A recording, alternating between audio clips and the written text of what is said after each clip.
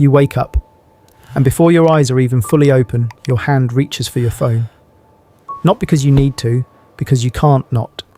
And in that moment, before your day even begins, you've already lost control.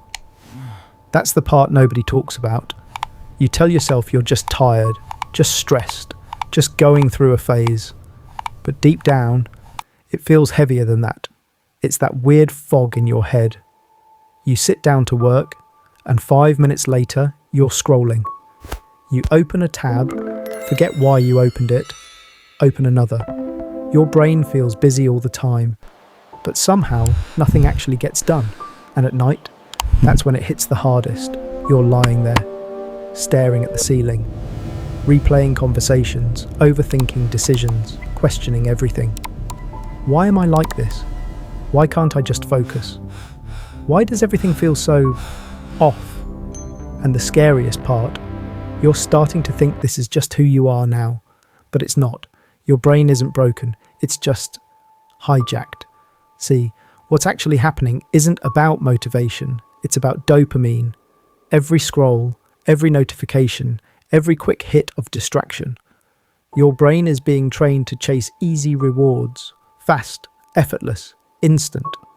So when it's time to do something that actually matters, your brain resists, not because you're lazy, but because it's been conditioned to expect easy pleasure instead of meaningful effort. And over time, that rewires you. Your focus shrinks, your patience disappears, your ability to sit with discomfort, gone. You don't even realize it's happening until one day you do. But here's what most people don't realize. You don't need a complete life overhaul. You don't need a 5 a.m. routine. You don't need to fix everything. You just need to interrupt the pattern for 7 days. That's it. Because if you change what your brain experiences for just 1 week, you start to change what it expects. And once that happens, everything feels different, but only if you do the right things. And this is where it gets interesting. Because the first habit, it sounds almost too simple, but it's the one that hits the hardest. The first habit is this: no stimulation for the first 30 minutes after you wake up. No phone, no scrolling, no music, no videos, nothing. Just you and your thoughts. Now I know what you're thinking. That sounds boring. Exactly, that's the point. Because right now, your brain is addicted to starting the day with noise. You wake up and immediately flood your mind with information, and your brain learns, okay, we start the day with dopamine. So the rest of your day feels slow, feels dull, feels hard.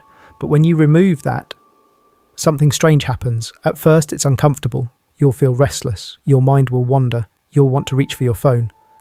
But if you sit through it, even for just 10 minutes, you'll notice something. Your thoughts get clearer. Your awareness sharpens. It's like your brain finally wakes up. Not from sleep, but from overstimulation. And that quiet moment in the morning, it starts to feel powerful, like you're in control again. Now here's where most people mess up. They try one habit, they feel a little better, and then they stop. But real change comes from stacking, which brings us to the second habit. And this one might make you uncomfortable. Do one thing every day that feels hard, without distraction, just one. No multitasking, no background noise, no switching tabs. It could be working out, reading, writing, even just sitting and thinking. But here's the rule. You don't escape when it gets uncomfortable, because it will. Your brain will try to pull you away. It'll say, check your phone, take a break, this is too much. But that moment right there, that's the moment that rewires you. Because every time you stay, instead of escaping, you're training your brain to handle discomfort. And that changes everything. There was this guy, he couldn't focus for more than 5 minutes. Every time he tried to work, he'd end up scrolling. So he started small. 10 minutes a day, no distractions, just one task. The first few days, terrible. His brain fought him the whole time. But by day 4, something shifted. By day 7, he didn't need to force it anymore because his brain started expecting depth instead of distraction. And once that switch happens, you don't go back. But here's the part nobody tells you. Even if you fix your mornings, even if you build focus, There's still something silently draining you, something you probably do every single night, and it's keeping your brain stuck. The third habit is this: cut off all digital input 1 hour before sleep. No phone, no social media, no videos, no endless scrolling in the dark. Because that late night scrolling, it feels harmless, but it's one of the biggest reasons your brain feels overwhelmed. Think about it. Right before sleep, your brain is most sensitive. Whatever you feed it, it holds onto.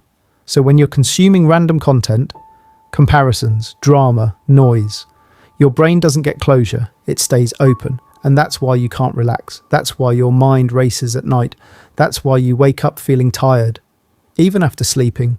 But when you cut that off, when you give your brain space before sleep, something changes. Your thoughts slow down. Your body relaxes. You start processing instead of consuming. And sleep feels deeper, cleaner, like your brain actually reset. Now here's the twist, and this is where everything connects. These habits, they're not about discipline, they're about identity, because right now, your brain sees you as someone who reacts to notifications, reacts to distractions, reacts to impulses. But when you follow these habits, even for 7 days, you start becoming someone who chooses. You choose when to engage, you choose when to focus, you choose when to disconnect. And that shift, it's subtle, but it's powerful. Because once your brain sees you that way, it stops fighting you. It starts working with you. Remember that moment from the beginning? You waking up, reaching for your phone, without even thinking? Now imagine this instead. You wake up, your room is quiet, your mind is clear, and for the first time in a long time, you don't feel the urge to escape. You just sit there, present, aware, in control. That version of you, it's not far away. It's not some better person you have to become. It's just you. Without the noise, try it for 7 days. Not perfectly, not obsessively, just honestly. No pressure to transform your life. No need to become someone new overnight. Just show up. Because the truth is, your brain is always adapting, whether you realize it or not. Every scroll, every distraction, every late night binge, it's shaping you, quietly, consistently. So for the next 7 days, you're not chasing motivation. You're changing the signal. You're showing your brain a different way to exist. And at first, it's going to feel strange. You'll reach for your phone in the morning and pause. You'll sit down to focus and feel resistance. You'll lie in bed at night and notice the silence feels louder than usual. That's not failure. That's withdrawal. That's your brain realizing it's not getting the easy dopamine it's used to. Stay there. Because on the other side of that discomfort, something powerful starts happening. You begin to feel again, clearer thoughts, deeper focus, a sense of calm that doesn't come from escaping, but from being present. And one day, maybe day 5, maybe day 7, you'll catch yourself in a moment, working without forcing it, sitting without needing stimulation, waking up without reaching for your phone, and it'll hit you. This feels different. That's the shift. Not loud, not dramatic, but real. Because your brain isn't fighting you anymore. It's finally on your side. And once you experience that, you won't want to go back. Not because you have discipline, but because you've tasted clarity. And clarity is addictive in a completely different way.